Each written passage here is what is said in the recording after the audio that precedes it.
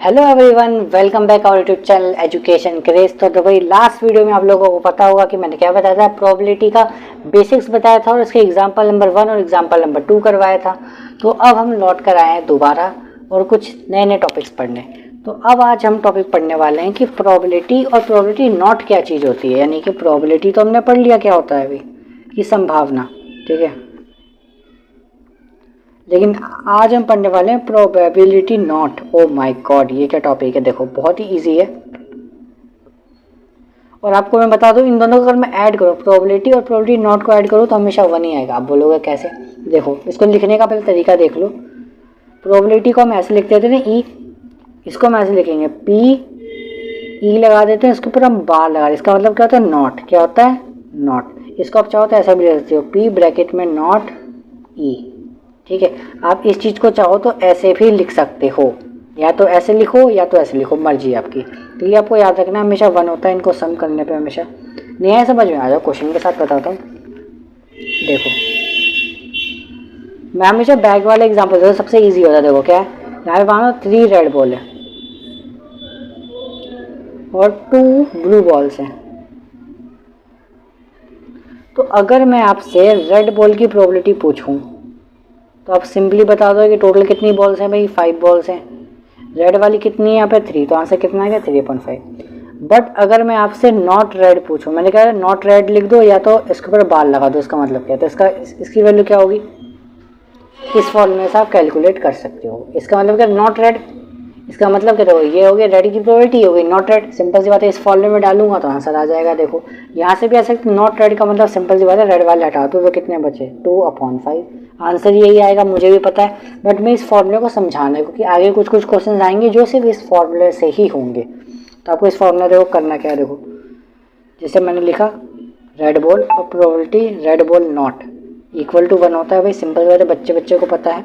Red ball की probability कितनी है? 3/5 है। हमें नॉट रेड बॉल की निकालनी है, तो क्या होगा? सिंपली इसको लेके जाएंगे तो माइनस कर देंगे, तो probability of not red ball कितना आ जाएगा? 1 माइनस का 3/5, ठीक है। यहाँ कुछ नहीं है तो 1। अब क्रॉस मल्टीप्लिकेशन सबको आती है, 5 बन जाओगे 5, 3 बन जाओगे 3, 5 बन जाओगे 5। तो नॉट रेड बॉल की प्रोबेबिलिटी कितनी हो गई यहाँ से? 2/5। देखो 2/5 ये है ना आंसर। नहीं आया समझ में? एक और क्वेश्चन करके दिखा देता हूँ। देखो टेंशन मत लो, एक और क्वेश्चन बता देता हूँ। आ जाओ, आपकी बुक का एग्जाम्पल है। देखो अब मैं कार्ड वाला क्वेश्चन इसलिए क्योंकि मैंने अभी आपको कार्ड वाला बेसिक बताया नहीं, तो मैं आपको सिंपल एक क्वेश्चन देख रहा हूँ जो कि आप आसानी से कर सको। मैं सिंपल एक क्वेश्चन देख लेता हूँ। देखो जैसे कि ये वाला क्वेश्चन बता रहा हूँ मैं, ठीक है। ये वाला क्वेश्चन दिख रहा होगा आपको अच्छी तरीके से। एग्जाम्पल नंबर 5 बता देता हूँ मैं, ठीक है। अब देखो एग्जाम्पल 5 क्या बोला है। देखो 2 players, Sangeeta and Reshma, 2 tennis player हैं जो कि आपस में मैच खेल रहे हैं। तो इसमें ये बोला है कि संगीता के मैच जीतने की पॉसिबिलिटी कितनी दे रखी है। देखो संगीता की विनिंग परसेंटेज, मतलब कि जीतने की प्रोबेबिलिटी दे रखी है 0.60। हमें क्या निकालनी है? रेशमा के जीतने की प्रोबेबिलिटी निकालनी है। अब एक बार बताओ, सिंपल सी बात है, संगीता हारेगी तभी तो रेशमा जीतेगी ना। भाई 2 लोग गेम खेल रहे हैं तो सिंपल सी बात है, एक बंदा हारेगा तभी सामने वाला जीतेगा। यानी अगर संगीता के मैं हारने की प्रोबेबिलिटी निकाल लूँ तो रेशमा की जीतने की प्रोबेबिलिटी होगी। नहीं है समझ में आ रही? देखो ना यहाँ पे, देखो संगीता की प्रोबेबिलिटी प्लस रेशमा की प्रोबेबिलिटी जोड़ के बनी तो आएगा। इसका मतलब क्या होता है? संगीता जीतेगी या हारेगी, यही तो प्रोबेबिलिटी है। इसका मतलब संगीता के जीतने और संगीता के हारने की प्रोबेबिलिटी को सम करके बनाएगा, मतलब कि इस फॉर्मूले की बराबरी तो हो गया भाई। इसका देखो सिंपल बात है, संगीता जीतने की है, संगीता हारेगी तभी तो रेशमा जीतेगी ना, तो उसकी पॉसिबिलिटी ही हो गई हमारी, ठीक है। तो फॉर्मूले में वैल्यू डालेंगे,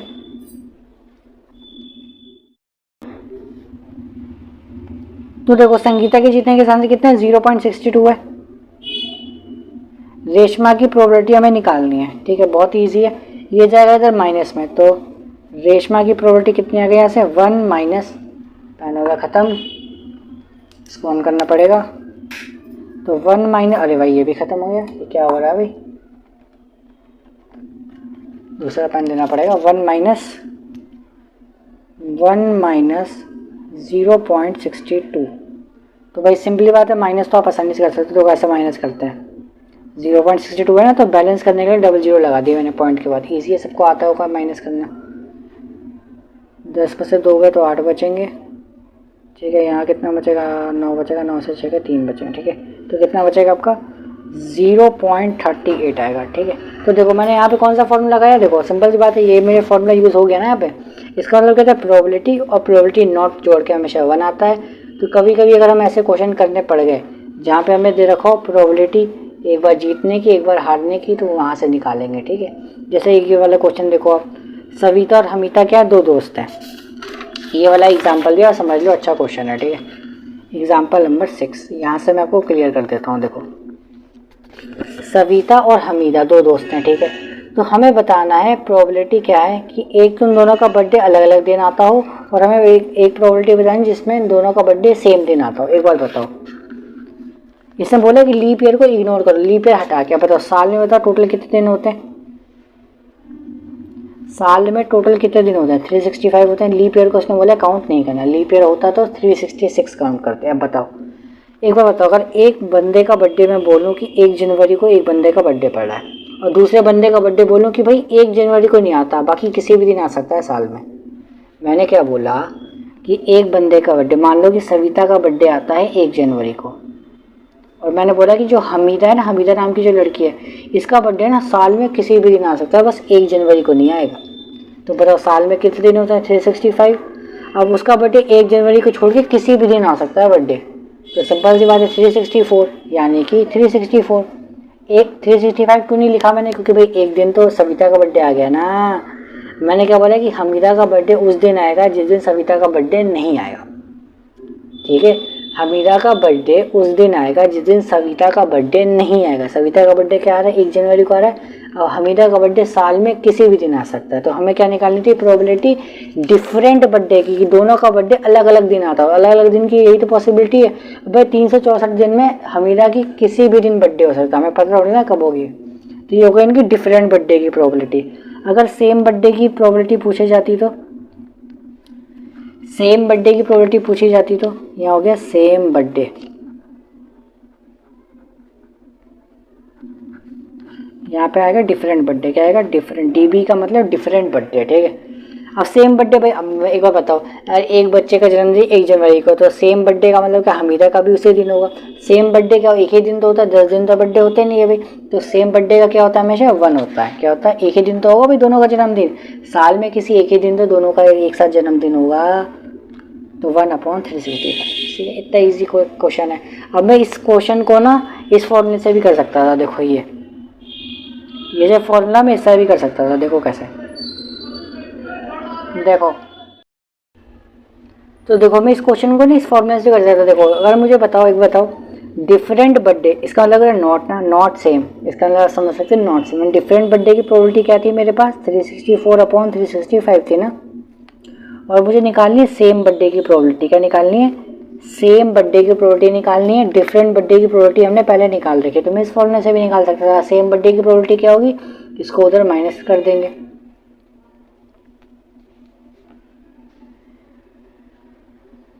वही क्रॉस मल्टीप्लिकेशन। तो क्या हो जाएगा, 365 - 364 अपॉन में 365। तो कितना आ गया भाई, सेम बर्थडे की प्रोबेबिलिटी क्या आ गई, 1/365। तो इसको मैं ऐसे भी कर सकता था, ठीक है। तो ये फॉर्मूला वहाँ यूज़ होता है कि प्रोबेबिलिटी और प्रोबेबिलिटी नॉट जोड़ने पर। अब एक बार बताओ, मैं बोलूँ कि मेरा जन्मदिन जहाँ आता है ना, मेरा बर्थडे आता है 1 जनवरी को, और सामने वाले का बर्थडे किसी भी साल में किसी भी दिन आ सकता है, तो उसकी पॉसिबिलिटी क्या होगी, 364/365। अगर मैं बोलूँ कि सेम दिन आता है बर्थडे, तो क्या आ जाएगा, 1/365 आ जाएगा। ठीक है, क्लियर है। और मैं इसको इस फॉर्मूले से भी निकाल सकता हूँ, सिंपल सी बात है। इसका मतलब क्या हुआ, सेम बर्थडे या not same birthday equal to 1। ठीक है, ये फॉर्मूला आपको यूज़ करना अच्छी तरीके से आना चाहिए। ठीक है, आई होप कि आपको क्लियर हो गया होगा। 2 एग्जाम्पल भी करा दिया इसमें। नहीं आया समझ में तो कमेंट सेक्शन में लिख देना, आगे एक्सरसाइज के क्वेश्चन होंगे तो उसमें आपको क्लियरिटी हो ही जाएगी। ठीक है, तो इस वीडियो को करना कि आपको लाइक करना, शेयर करना, सब्सक्राइब करना। मिलते हैं नेक्स्ट वीडियो में, तब तक के लिए थैंक यू।